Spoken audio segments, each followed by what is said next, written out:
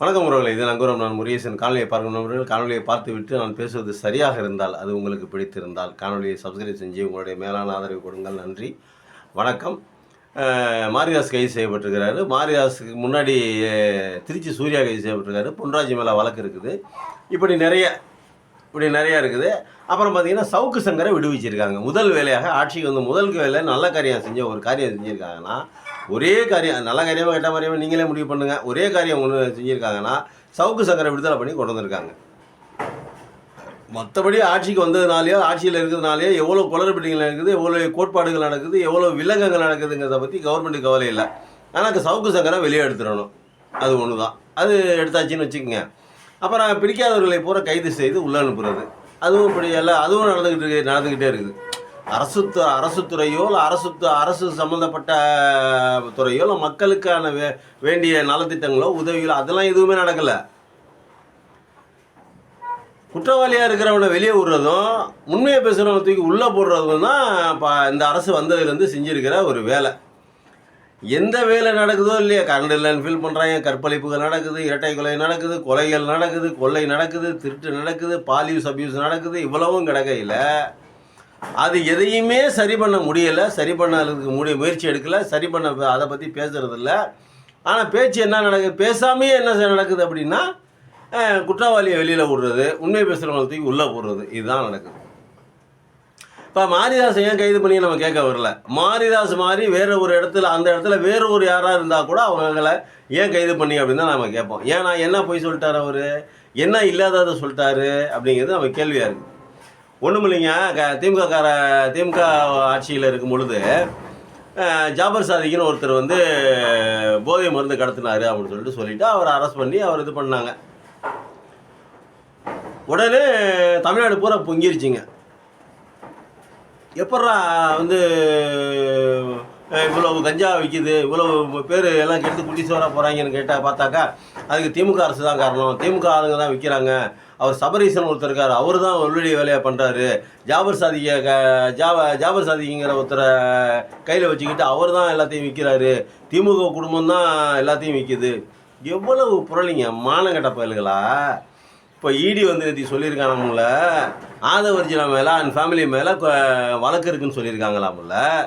ஆதவர்ஜினா சம்சாரம், மாமியார், மாமனார் எல்லாத்து மேலேயும் வழக்கு இருக்காமல. மச்சனை அவரோட அந்த அம்மா லாலுகுடி எம்எல்ஏ இருக்காங்க, அந்த அம்மாவோட தம்பி எல்லாரு மேலேயும் வழக்கு இருக்காமல. எல்லாம் காணொலிகள்லாம் கிழிச்சு தொங்குது, பேப்பரில் வேற போட்டிருக்காங்க. இது எப்படிங்க அது? ஏங்க அப்போ திமுகவை கழிவுகளி ஊற்றுனாங்க, இவ்வளோ பேர் கழிவுகளி ஊற்றுனாங்க. பிஜேபிக்காரன்லேருந்து வந்தவன் போனவன் தோளான் துருத்தி எல்லாருமே கழிவுகளி ஊற்றுனாங்க. கஞ்சா கரை புரண்டை ஓடுது, ஊசி போட்டுக்கிறாங்க, அதை போட்டுக்கிறாங்க, இதை போட்டுக்கிறாங்க. அடாடாடாடாடாடாடா கொதிச்சானுங்க வந்து அப்படியே. இப்போ ஒரு பையிலையும் கொதிக்க காணும், ஒரு பையிலையும் பேசலாம். இந்த பொழப்புக்கு இந்த மாதிரி காசை வாங்கிட்டு உண்மையை மறைச்சி பொய்யை பேசுகிறதுக்கு மானகட்ட பொழப்பு. அடா போங்கடா சி. இப்போ வந்து ஆதவர்ஜினா வந்து அமைச்சராக இருக்கார், பொதுப்பணித்துறை அமைச்சராக இருக்கார். இந்த பொதுப்பணித்துறைக்கு கீழே தான் இந்த சின்ன துறைமுகங்கள் வருதான். அதுவே கிட்டத்தட்ட 100க்கும் அதிகமான துறைமுகங்கள் அவர் கையில் இருக்குதான். இந்த வழியெல்லாம் போதை மருந்து கடத்தப்படுதான். நம்ம பல தடவை சொல்லியிருக்கிறோம், பல தடவை காணொலி போட்டிருக்கோம். குஜராத் மாநிலத்தை சேர்ந்த முந்த்ரா துறைமுகத்திலிருந்து தான் போதைப் பொருள்கள் வந்து இறங்குது. அங்கேருந்து தான் இந்தியாவுக்கு வர்றது, அங்கேருந்து தான் வருது. அங்கேருந்து தான் இந்தியாவிலேருந்து நிறைய நாடுகளுக்கு சப்ளை பண்ண போகுது அப்படின்னு சொல்கிறாங்க. அப்போ இலங்கைக்கு சப்ளை பண்ண போகும்போது இப்போ முந்தா நாள் கூட பிடிச்சிருக்காங்க போதைப் பொருளை. போன வாரத்தில் முந்த்ரா துறைமுகத்துக்கு வந்த போதைப் பொருளையும் பிடிச்சிருக்காங்க. ஆனால் தமிழ்நாட்டை பொறுத்த வரைக்கும் தமிழ்நாட்டில் யார் கஞ்சா விற்கிறது, கஞ்சா உற்பத்தி பண்ணுறது யார், கஞ்சா செய்கிறது யார், கஞ்சா விளைவிக்கிறது யார், கஞ்சா விளைவிச்சு உற்பத்தி பண்ணி செஞ்சு கொண்டு வந்து மக்கள் விற்கிறது மொத்தமும் திமுக ஸ்டாலின் குடும்பம். அவ்வளவுதான். இதுதான் மக்கள்கிட்ட இப்படி தான் பரப்பப்படுது. பொய்யான பரப்புரைகளை மூலகட்டத்தனமாக முட்டாள்தனமாக பொய்யான கருத்துக்களை பரப்பி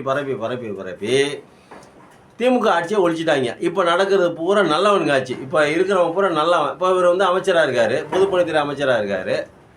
இவர் குடும்பத்தில் எல்லாத்து மேலேயுமே கஞ்சா வழக்கு போதைப் பொருள் கேஸ் இருக்குது. எப்படி என்ன மாதிரியான அரசாங்கம் நடக்கும், என்ன மாதிரியான இது நடக்கும்? இப்போ வந்து சர்வசாதாரணமாக புழங்கும் தமிழ்நாட்டில் கஞ்சா. அப்படி எடுத்துக்கலாமா? இப்போ நம்மளை தூக்கி உள்ளே போட்ட போகிறாங்க, அது வேறு பயமாக இருக்குது. நமக்கு பொண்டாட்டி பிள்ளைங்க இருக்குது, நமக்கு சம்பாதிக்கணும், சோத்திக்கணும், கடன் நிறையா இருக்குது. அதனால் நமக்கு வந்து பயமாக வேறு இருக்குது. எதுக்கு சார் மாரிதாஸ் திமுக ஆட்சியில் திமுகவை எவ்வளவெல்லாம் கழுவி ஊற்றினார் தெரியுமா? பச்சையாக பேசினார் மாரிதாஸ். நாங்கள்லாம் எவ்வளவோ நினச்சிருக்கிறோம், ஏடா பாவிகளா இவனெல்லாம் இப்படி பேச விட்டு வெடிக்க பார்க்குறாரு நம்ம சிஎம் ஸ்டாலின். இதெல்லாம் இப்படியெல்லாம் பேசுகிறான், இவன் உள்ளே போடுங்கடா அப்படின்னு கூட சொன்னோம், பேசணும், காணொலிகளை கூட போட்டோம். ஆனால் முதல்வர் எதையுமே கண்டுக்கல. அவருக்கு நிறைய வேலை இருந்துச்சு. அன்றைக்கி முதல்வர் இருந்த ஸ்டாலினுக்கு நிறைய வேலை இருந்ததுனால இதெல்லாம் சின்ன சின்ன மேட்ரு. அவன்லாம் அரெஸ்ட் பண்ணுவான், போலீஸ்காரங்க பிடிச்சிக்குவாங்க, தூக்கி உள்ளே போடுவாங்க, அப்புறம் வெளியே வருவான், செல்வாக்கு இருக்குது, வெளியே வருவான். இவனெல்லாம் தூக்கி உள்ளே போட்டு ஏன்னா பண்ணது விட்டுட்டார். நிறைய பேர்த்த ஒரு இவனை மட்டும் இல்லை, ஏகப்பட்ட பேர்த்த விட்டார். அப்படி விட்டதில் ஒரு ஆள் சவுக்கு சங்கர். அவனா திரும்பி உரண்டை இழுத்து திரும்பி இப்போ குண்டசலத்தில் போட்டு அதுக்கு வந்து இவனை வெளியே விட்டதுக்கப்புறம், இந்த தாவேக்க அரசு வந்ததுக்கப்புறம் அவனை வெளியே விட்டதுக்கப்புறம் அவர் வந்து இவர் மேலே பொங்கி இது ஒரு கேஸாக ஃபைல் பண்ணி அது கோர்ட்டுக்கு போய் அந்த கோர்ட்டில் இருக்கிற நீதிபதிகள் இவரை கூப்பிட்டு அருண் ஐபிஎஸை கூப்பிட்டு அவரை வந்து விலாசி எடுக்க, அவர் திருப்பி பதிலுக்கு விலாசி எடுத்து என் மேலே ஒருத்தன் போட்டான் அப்படின்னா நான் குற்றவாளி, அதுக்கு நான் எப்படிங்க பொறுப்பாக முடியும்? என் மேலே ஒருத்தன் ஒரு அவதூறாக ஒரு காணொலியில் பேசலாம், அதுக்கு நான் எப்படி பொறுப்பாக முடியும்? போட்டவன் தான் குற்றவாளி, பேசுனவன் தவறாக பேசுனவன் தான் குற்றவாளி அப்படின்னு நீதிபதிகளுக்கு பாடம் எடுத்துகிட்டு வந்தார். யார்? அருண் ஐபிஎஸ், முன்னாள் கமிஷனர், இந்நாள் லஞ்ச ஒழிப்புத்துறை டிஐஜின்னு நினைக்கிறேன். எப்படின்னு என்ன பதவின்னு தெரியல. லஞ்ச ஒழிப்புத்துறையில் தான் இருக்கார். ஆனால் என்ன போஸ்டிங்கில் இருக்காரு, அதில் ஐஜியா டிஐஜியா டிஜிபியா அது தெரியல. இப்படி நடக்குது. இப்போ இந்த கும்பலில் இவ்வளோ நாளும் நம்ம திமுக ஆட்சியில் தான் போதை கரை புரண்டு ஓடுது, கஞ்சா கரை புரண்டு ஓடுது, அங்கே பண்ணாங்க இங்கே பண்ணாங்க அப்படின்னு சொன்னார் விஜய் சொன்னார். இப்போ ஆதவர்ஜனா மேலே கேஸ் வந்திருக்குது, கேஸ் ஃபைல் பண்ணியிருக்காங்க அப்படிங்கிற தகவலை நம்ம எப்படி எடுத்துக்கிறது? சரி போனது போட்டு சாவிட்ட கொடுங்க. அப்போ அவன் வந்து இவங்க வந்து கஞ்சா கடத்துகிற கும்பல், இவங்க வந்து திருடுற கும்பல், பொய் சொல்கிற கும்பல் எல்லாமே இருக்கட்டும். ஆட்சியை கலைக்கிறதுக்கும் போல ஆட்சியை காப்பாற்றிக்கிறதுக்காக யாரை வேணாலும் திருடலாம், எப்படி வேணாலும் பேரம் பேசலாம் அப்படின்னு நினைக்கிற கும்பல். இதை போல் கம்ப்ளைண்ட் இருக்குது அவங்க மேலே. சரி போனதெல்லாம் போகட்டும், இனிமேல் என்ன பண்ண போகிறாங்க அப்படிங்கிறதான கேள்வி. இனிமேல் தமிழ்நாட்டை எப்படி கொண்டு போக போகிறாங்க? ஏன்னா பொதுப்பணித்துறை அமைச்சர் இவருக்கு இந்த கஞ்சா பிரச்சனையெல்லாம் நடந்ததெல்லாம் 2024 கேஸ் போட்டிருக்காங்களா? 2024 கேஸ் போட்டப்பயே போடும்போது இவர் தான் 2024 தான் கட்சி ஆரம்பித்தார். யார்? விஜய் ஆரம்பித்தார். கட்சி ஆரம்பிக்கும் போது இல்லை அப்படின்னா இவர் முன்னாடி கட்சி ஆரம்பிச்சிருந்தாவோ அப்போ வந்து இவர் ஆதவர்ஜனா வந்து திமுகவில் இருந்திருந்தாவோ இல்லை அதே மாதிரி விசிகாவில் இருந்திருந்தாவோ இல்லை வந்து கேட்டிருந்தாவோ இந்த உண்மையெல்லாம் அவருக்கு தெரியாதா? விஜய்க்கு தெரியாதா? எதுவுமே தெரியாதா? இவர் யார், இவர் பின்னணி என்ன, இவர் எப்படியாப்பட்ட ஆள், இவர் மேலே என்ன வழக்கு இருக்குது, போயிருக்குது, வந்திருக்குது, இவரை நம்ம கணக்கில் சேர்க்குறோமே அப்படின்னு யோசிச்சிருப்பார்ல? யோசிச்சிருக்க மாட்டாரோ? காசா? ஆமாம், காசு நிறையா இருக்குது. ஆமாம், அப்புறம் மாநாடுக்கு என்னடா இதெல்லாம் போடணும்ல, அதுக்காக நியாயம் ஒன்று இருக்க வேணாமா? மக்கள் மத்தியில் போய் நல்லவன் மாதிரியே பேசிட்டு அப்புறம் உள்ளூர கட்சிக்குள்ளேயே ஓட்டை நிறைய போட்டிருந்தாக்கா அது வந்து அப்புறம் அதை பற்றி பேசுகிறது இல்லையா? நம்ம அதை பற்றி பேசுகிறது இல்லைங்களா? சொல்லுங்கள். இப்போ இருக்கிறதுலே உலகத்திலே உயர்ந்த அஃபென்ஸ் குற்றம் எதிரா அப்படின்னாக்கா இதுதான், போதை மருந்து கடத்தல் தான். பெண்களை கடத்தல் கூட பெரிய அளவில் குற்றம் இல்லை, அது அந்த பொண்ணோட போயிடும், அந்த சம்மந்தப்பட்ட குடும்பத்தோடு போயிடும். ஆனால் போதை மருந்து கடத்தலுங்கிறது உலகத்தில் உள்ள இளைஞர்களை குப்பையாக்குவது, மூளையை மழுங்க செய்வது, புத்தியை இல்லாமே பண்ணிடும். சாராயத்தை விட கொடுமையானது.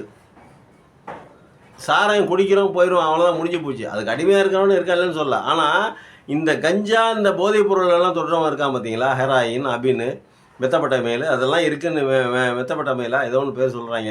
இதெல்லாம் குடிக்கிறவன் வெகு சீக்கிரம் அடிக்ட் ஆகிரும் அப்படிங்கிறாங்க. அது அவ்வளோ ஒரு உன்னதமான உணர்ச்சிமயமான நிலையில் தரும். அதனால தான் சாமியெல்லாம் பார்த்தீங்கன்னா கஞ்சா குடிப்பாங்க. வடநாட்டில் பாருங்கள், அகோரியெல்லாம் கஞ்சா தான் குடிப்பாங்க. காரணம் என்னென்னா அது ஒரு உன்னதமான எல்லாத்தையும் மறந்த சூழ்நிலைக்கு போயிடுவாங்க.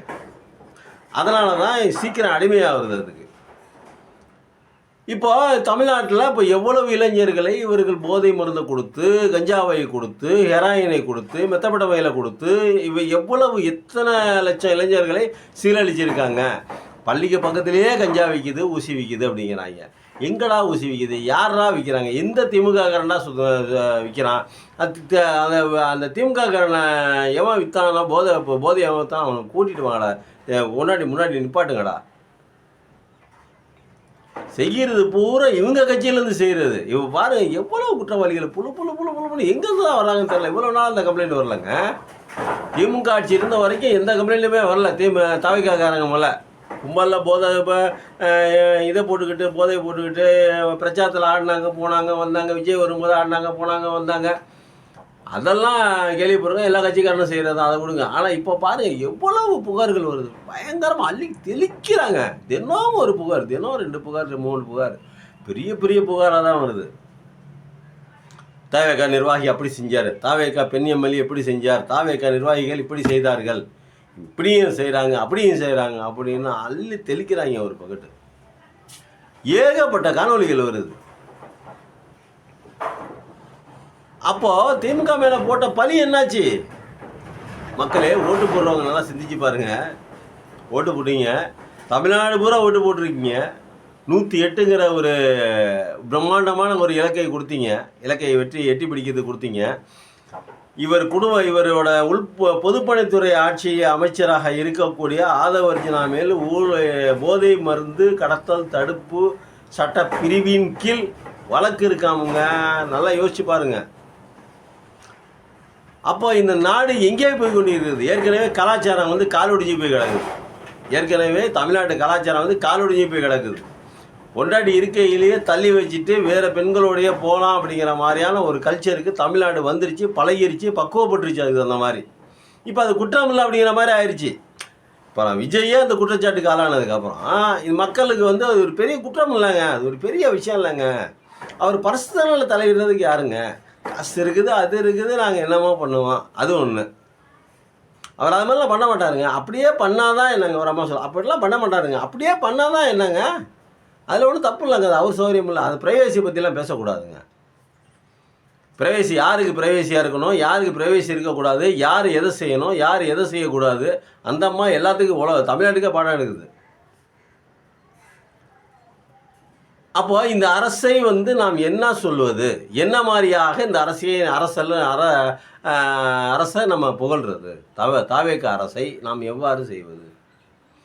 நல்லா பார்த்துக்குங்க. இது வரைக்கும் நடந்தது பூரா கெட்ட செயல்கள் தான். இனிமேலாவது நல்ல செயல்கள் நடக்குமா?